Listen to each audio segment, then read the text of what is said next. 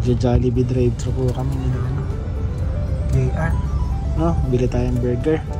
So, bibilan din natin si ma'am mo, si ma'am Amy at ano daw eh, nag-request yung burger daw. So, ano kami dito, drive-thru. So, ayun mga kalingap, kasama po natin si JR and si Amy. Oh, burger muna tayo. Dahil po ngayon mga kalingap ay pag-grocery po natin itong magkapatid na to. Si JR po at si Queen ay isa sa ating mga tinutulungan. Kumusta ka man, Queenie? Okay ka lang? Kumusta kayo ni kuya mo? Di kayo nag-aaway? Ha? Minsan lang.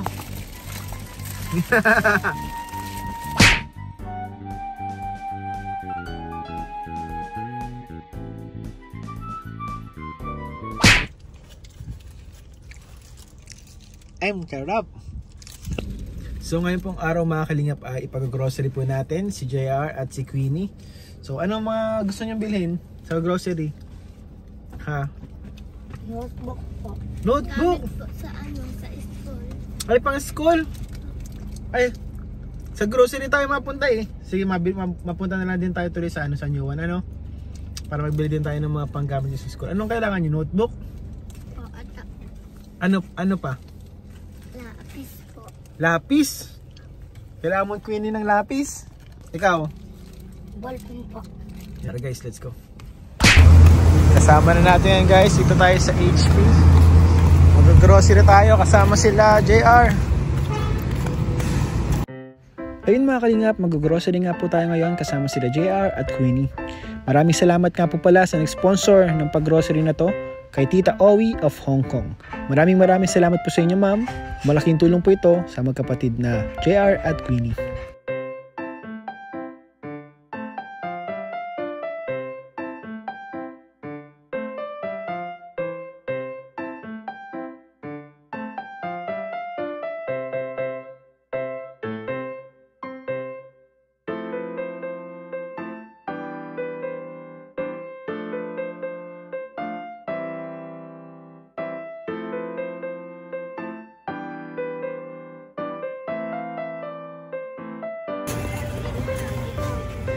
Kuha ka ng ano, yan o, noodles, pancit canton.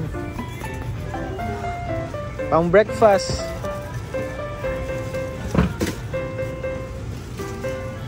Sorry. Sige pa, dagdagan nyo pa. Yan o, noodles, yan. Yan. Tara. Yan naman. Ano?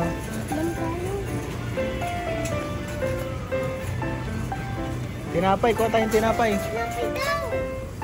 Tinapay. Sabi ni Queenie, tinapay.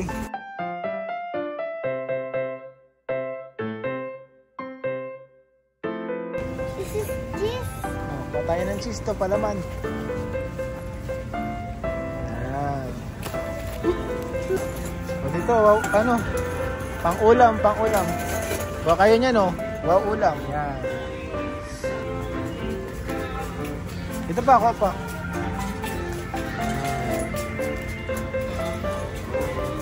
Yan o, yung ano, ulam. Meatball. Gawin mo na ito, sige. Doon naman. Sardines, kuha kayo ng sardines.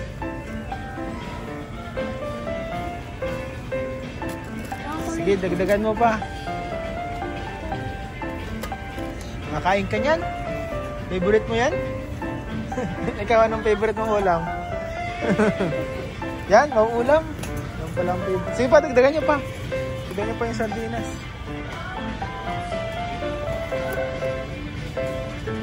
Yan. Ito, Energen.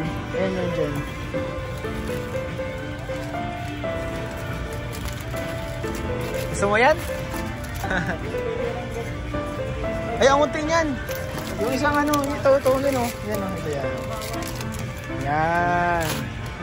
Tapos yung isang chocolate. Yan, chocolate. Yan. Tara. Coco Crunch, gusto nyo? Coco Crunch? Anong dyan? Ito, Coco Crunch. Ito yung nasa patalastas, oh. Nasa patalastas bagay.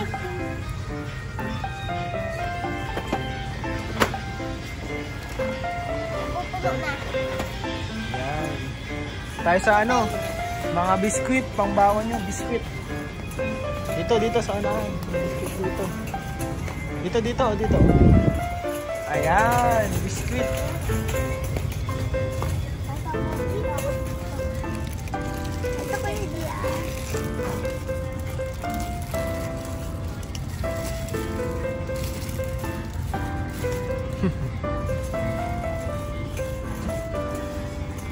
Skyflakes, ayaw nyo? Skyflakes.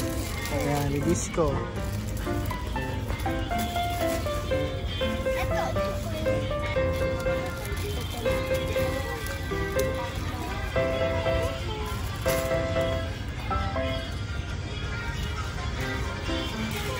Cheesecake. Isa lang. Ito na naman inipit. Iba na naman. Inipit na naman. Yan o, inipit. Gusto mo nyan? Inipit? Yan o. Inipit.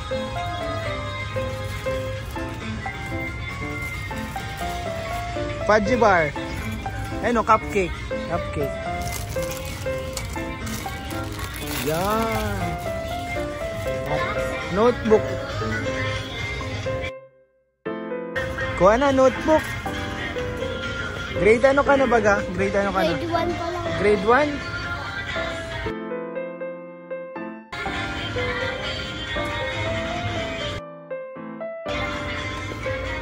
Ito ang pang ano, writing notebook, grade 1. Ito. Nakalagay, grade 1. Yan ay, ito ko. Pang grade 1.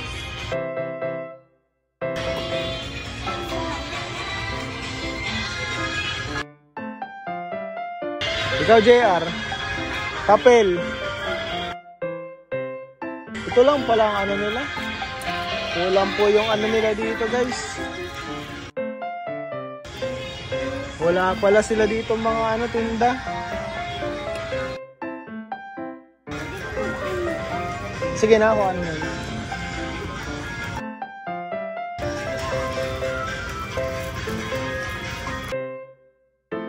Bili tayo ano, sabon. Sabon nyo. Oo. Ayan.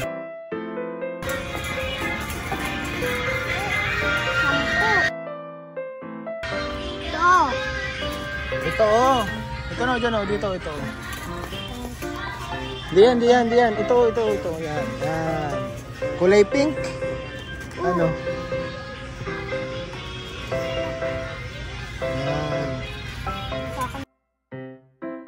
Ito pangligo. Kailangan niya ni Queenie. Naligo ka man, Queenie? Queenie, naligo ka man? Sure ka? Araw-araw? Safeguard. May toothbrush kayo? Wala kayong toothbrush. Paano kayo nalinis ngipin? Kamay lang? Di kayo nalinis ngipin, no? Tara, wala tayong toothbrush. Wala po pala mga kalingap toothbrush. Walang toothbrush. Wait lang. Yan, toothbrush. Yan, para madaming color. Yan na lang. No? Pag maubusan ka pa niyan toothbrush, ewan ko na lang. Speed. Yan ang ginagamit mo, nalaba ka man? Opo.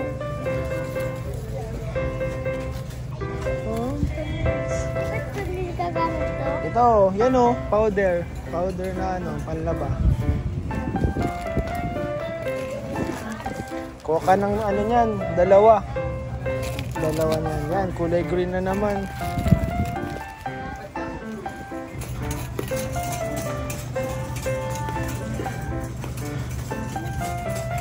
Hala, anong gusto mo dyan?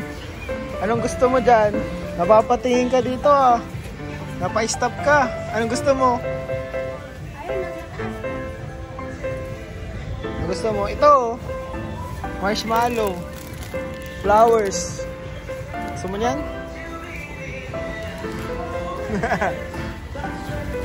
Jellies ito. Ito mga pahaba. Yan o, yung mga pahaba.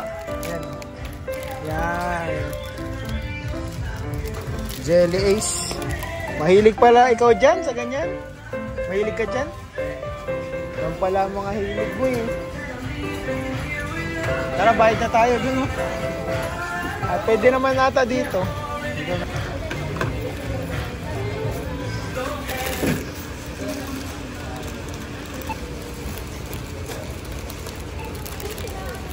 Gusto mo ng corneto? Ikaw, JR, gusto mo corneto? Corneto yan, oh. Corneto. Ice cream. Yan na, ayan, oh. Kuha ka dito. Ayan. Ayan. Kulay blue. Bigyan mo doon kay ate.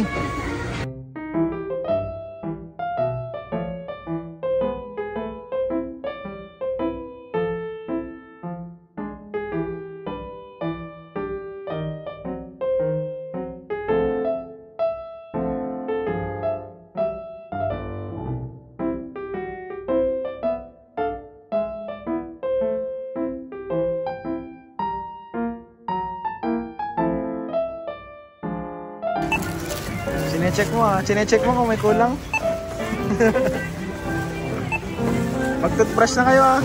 May toothbrush na dyan.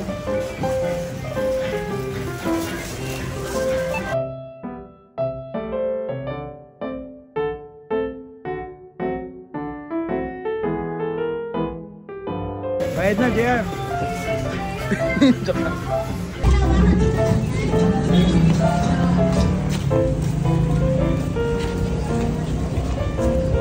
Pag-grocery na natin guys. Sila Queenie. Ano, mag-grocery po kami. Happy ka? Grabe oh, punong-puno ng grocery. Naubos na ng grocery yung upuan. Ayan. May ice cream pa. Kainin nyo na ice cream nyo. Kainin mo na. Baka matunaw ay. Happy ka JR? Meron kayong grocery? Opo. Patagalin nyo baka naman, ubusin nyo na naman yan agad ng isahan. Hindi po. Iyan ako. Natago ko na. Kasi nung nakaraan, ang ginawa, inubos agad. Dati. Inubos ni Queenie? Kaya para kain? Pinamigay po sa kainan. Pinamigay mo? Ba't yung pinamigay? Yung dati baga? Hindi ako nang bibigay. I-reserve nyo yun sa inyo at minsan baga wala kayong baon. Ano? Oh, yung ice cream mo. Kainin mo na din Queen at baka matunaw yan. Ano? Anong grade mo na Grade 4 ka na Anong mo yan? Balak mo paglaki mo, anong pangarap mo? Police. Police? Ay, ka? Ako doktor. Doktor ka? Saan ka ma-school niyan pag ma-doktor ka na? Saan ka ma-school? Dito nyo yung mga kalat nyo, lagyan nyo sa isang plastic lang ha. Ayun o, tuloy mo JR. Yan. Tapos laging mag-toothbrush.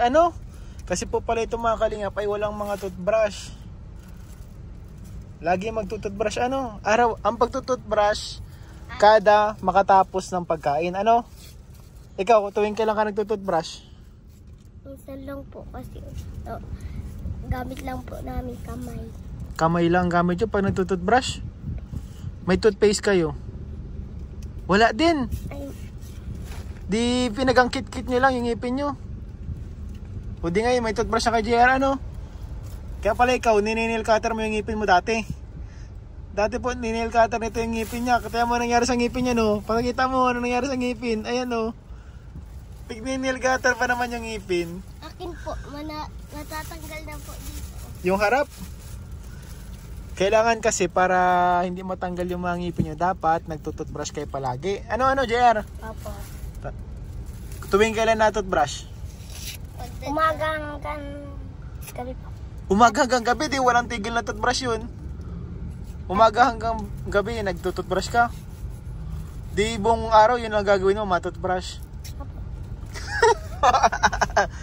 Ang pagtututbrush ay kada matapos kumain. Pakatapos mong kumain, siguro mga after 10 to 20 minutes, mag-toothbrush na kayo. Ano? Dito mo yung ano, basura. Dito mo. Yan. Yan. Basura. Si Queenie, nag-aaral ka man, Queenie, na maigi? Nag-aaral ka man na maayos? Grade 1 ka na? Sige nga. Grade 2 po. Marunong ka na ng ano, plus? Marunong Kunti lang po. Kunti lang? Ano lang mga tinuro sa inyo? Pagbabasa po, tapos pagsusulat. Pagbabasa at pagsusulat? Apa. Ito si JR, grade 4. Ito, marami na tong alam sa buhay. Grade 4 na to ay. Oh. Ano na, dapat marunong ka na mag-times. Times. Oh. O sige, testingin nga natin. 1 million times 1. 1 million times 1? Oo. 1 million times 1. 1 million po. Oh, grabe. 1 million times 2. 1 million times 2. 2 million. Ay, grabe. 2 million times 2. 2 million times 2? Oo. 4 million. Ah, magaling si kuya mo. Ikaw, 1 plus 1. 2. Ay, magaling. Magaling, alam niyo. 1 plus 5. 1 plus 5. 2, iyan mo sa may... Oo. Ano? 1 plus 5. Yung 1, iyan mo sa 5. Bilangan mo sa kami mo. 6. Yan, tama. Grabe, ang galing mo magturo ah. Okay, okay. Magaling pala itong mga batang ito. Ikaw, times ka na ano? 3 times 3. 6. Mali. Ay, 9 pala. Tama. 3 times 3 equals 9. Ikaw, plus pa lang talaga. Minus, di mo pa alam. O, ikaw, JR. 2 times 13. 2 times 13, 26. Ah, magaling po ito. Magaling ito sa pera ay. Magaling ito sa pera si JR ay. Ano? Lagi po kasi yung nagbibilang. Lagi nagbibilang? O halimbawa, may 3 pato. May 3 pato. Naglalakad sila. Nabungguan yung 2. Nabungguan yung 2. At yung natira ay nanganak ng 5. Ilan na lang ang pato? 6. Ay, grabe. Magaling, magaling. Magaling si kuya mo. Kunwari ito. May 3 pato. May 5 baboy. Nagkaanak yung 5 baboy ng 12 baboy. Tapos yung 12 baboy, nagkaroon ulit ng anak na 10. Tapos, yung 4 dun sa mga baboy na pinanganak nung isang baboy, namatay yung 5. Ilan ang natirang pato? Hindi to. Ay, hindi. Ilan ang natirang pato? Ilan yung patong natira? 1. 3. 3 yung pato. Wala namang ginilaw sa pato eh. Puro baboy naman yung kriwento ko. Sabi ka baga may 3 pato. Tapos may baboy. Yung mga baboy, wala naman. Puro baboy naman bagay yung sinabi ko. Ay, Oh, pato lang bagay. Yung pato andun pa rin. Di pa rin nagalaw. Nalito. Nalito ka. Nalito po si JR. Pero magaling po si JR. Magaling, nakakatawa. Mag-aral lang mabuti ha. Kasi ang pag-aaral, yan ang susi sa... Saan susi ang pag-aaral? Susi saan? Sa damdamin, sa ating puso, saka sa isip. Ay, grabe! Ang pag-aaral ay susi sa ating ano? Damdamin? Ang pag-aaral ay susi Sa utak natin. para sa isang magandang kinabukasan. Para ikaw ay magtagumpay. Kasi kapag nag-aral ka, pwede mong makamit yung mga pangarap mo, matupad yung mga gusto mong maging. Ngayon, gusto mong maging doktor. Siyempre, matutupad mo lang yun sa pamamagitan ng pag-aaral. Ano? Kaya mag-aaral kayo mabuti, ano?